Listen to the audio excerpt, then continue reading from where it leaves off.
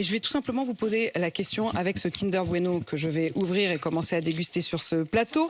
Quand je mange vous êtes ce vous êtes sponsorisé ? Non, non, vous voyez, mais je pense que là, aujourd'hui, vous n'allez pas vraiment lui faire de la pub au Kinder Bueno, donc on ne va pas forcément me le reprocher. Mais la question, c'est est-ce que quand je mange ce Kinder Bueno ou quand je donne ce Kinder Bueno à mes enfants, je suis plus en danger que si j'habite aux abords d'une centrale nucléaire, en vrai?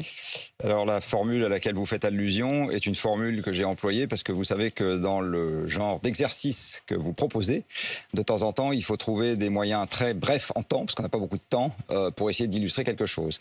Et la formule qui a été employée dans l'émission C'est politique, puisque c'est dimanche soir, hein, vous avez mis le feu aux poudres parce que dimanche soir, alors que vous étiez interrogé sur les dangers du nucléaire, vous disiez, et je vous cite, si les centrales sont dangereuses et si on décide de supprimer tout ce qui est dangereux, alors supprimons tout ce qui est dangereux. Les barrages qui provoquent des milliers de morts quand ils cèdent, des usines chimiques, des voitures qui causent des millions de morts par an, et puis finalement, les sucreries comme les Kinder Bueno, voilà ce que vous avez dit, car l'obésité tue beaucoup plus que le nucléaire. 3 millions de personnes par an dans le monde.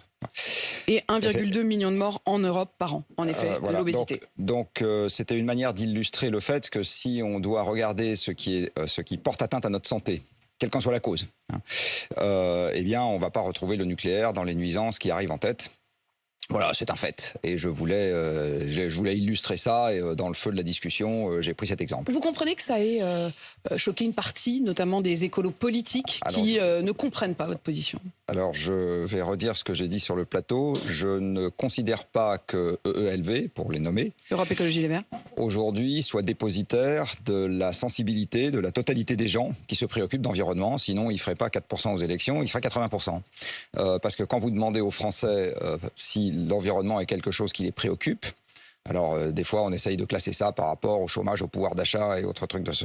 En fait, tout est un peu lié, mais bon. Mais à la sortie notamment de cet été, en effet, voilà, la question du dérèglement climatique est une des premières préoccupations des Français. Voilà, vous avez 4 Français sur 5 qui disent oui, effectivement, c'est quelque chose qui me préoccupe, et sauf erreur de ma part, il n'y a pas 4 Français sur 5 qui ont voté pour M. Jadot. Donc je rappelais juste quelque chose, qui est que ce qu'on a coutume d'appeler aujourd'hui l'écologie politique, par la force des choses, ne représente pas la sensibilité de la totalité des gens qui se préoccupent d'environnement.